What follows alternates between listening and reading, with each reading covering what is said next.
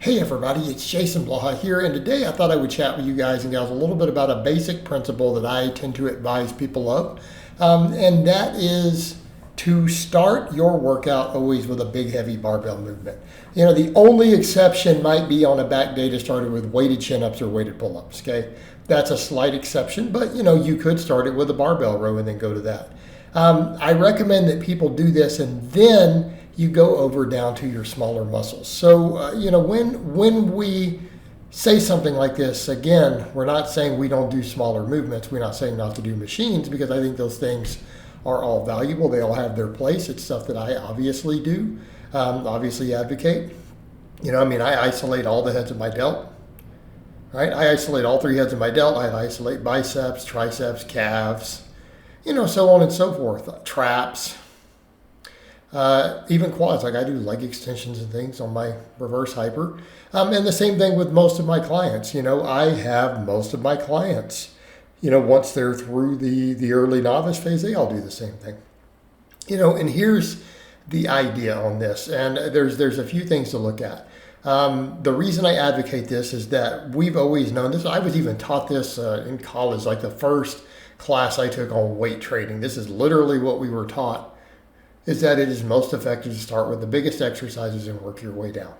Okay? It has historically been found, watching bodybuilders in the pre-steroid era, that all the really successful ones trained that way. The only exception were that some guys on full body programs like to do curls first, just for bigger arms, and then they would do squats, deadlifts, and so on. But barring those few exceptions aside, for the most part, it was universally done the other way around. And it just makes sense from an energy use perspective. It makes a lot of sense, because when you do the bigger movements first, and this is before we go into studies that have looked at it too, studies have found the same thing. And I can give examples like doing tricep extensions and bench press in different orders, what they found in the studies. So here's the idea, though. Here's the idea. The biggest movements are going to work the most muscles. They're going to work the most muscles.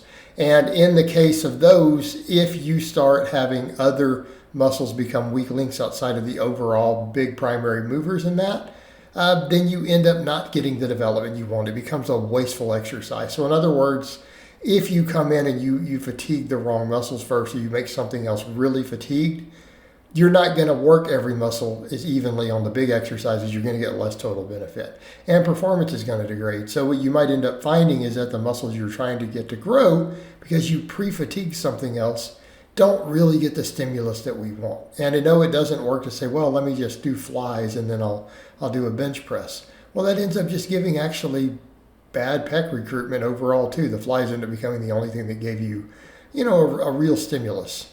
At least when we study it in the lab, you'd be surprised what ended up happening. Like, people just gained less muscle when they did pre-exhaustion.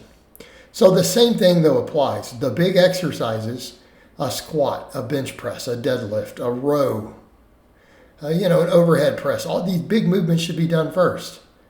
They should be done first, because we get more carryover to other muscles if we do it that way.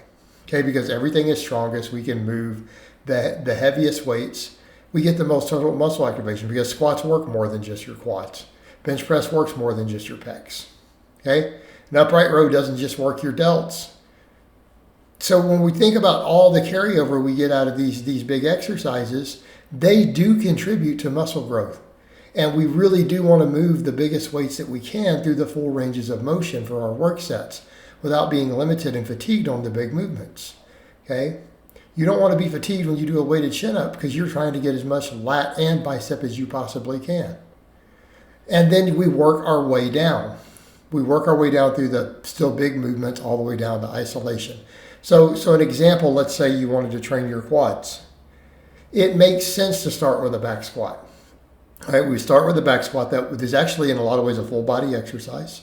It does work some stuff in the back. You're going to get great glute, adductor, quad, all of that, right? But you're going to also get fatigue. People say, what about the low back fatigue? Well, that's why we don't do our whole workout with the squats. We do the number of squats that we can do, 1 set, 2 sets, 3 sets, whatever you can handle on the fatigue end for your program and relative strength. And then you might go to a leg press or a single leg squat. Why? Because now we're then taking that back out of the equation. Everything's already been worked. So you've gotten some back work, you've gotten some core work and trunk work in. So let's say you go to a barbell split squat, or you go to a leg press machine. We're now isolating the lower half of the body more. We're taking out those other muscles that may have gotten some good stimulus already. You want some trunk stimulus. There's a strength carryover, there's a full body carryover. There's a good response to that, but you don't want to just do endless amounts of that stuff. Again, we have a finite recovery, but we can come behind it afterwards and do these next smaller movements that put the focus on just, say, the lower body, right? The glutes and the quads and everything else. And then to finish it off, you're like, well, my quads still need some extra work. Well, then you might want to do a leg extension. And in fact, I would argue that is a phenomenal lower body workout. Okay, we went from a big barbell movement to a big machine movement, or smaller barbell movement, a split squat or a leg press. And then you could finish up with a leg extension that isolates the quads. In that order, you can produce great results. Same thing, let's say you want to build your chest up. You could run that same order. Let's say your chest really needs a lot of work. Well, you could start with a bench press. And then maybe for your second exercise, you could do a barbell incline or dumbbell incline. Right? Now you're working the chest from two different angles, but the first exercise was the bigger movement. You probably moved more weight. Then you might, let's say you really need extra chest isolation, you could do an incline fly or a cable crossover. Okay, so now we've gone from the biggest, big heavy barbell movement to another big compound that still works the chest as a primary, and then we could come in and isolate the chest behind it. Okay, that same approach could be taken to all these other body parts. Let's say for your lats. Well, you could do a pull-up or a chin-up and then some rows of some type, and then say maybe a pullover, all the way down to where we're taking the arms out of it on the final one. They're less used on the row than on a pull-up or a chin-up. What about biceps? Well, you do the same thing. Do a chin-up, right? And then you could do maybe a barbell curl, and you could do like an alternating dumbbell curl or a preacher curl. Okay, so three different movements, and we can go from the big movement to still a fairly big movement, all the way down to the smallest isolation work. And if you approach everything in this manner, you're going to systematically work everything, and you're going to get the best overall training response that's going to carry over to the most body parts, right? So we always want to work a ton of muscles on our first exercise if possible. We want it to be the biggest movement we're going to do.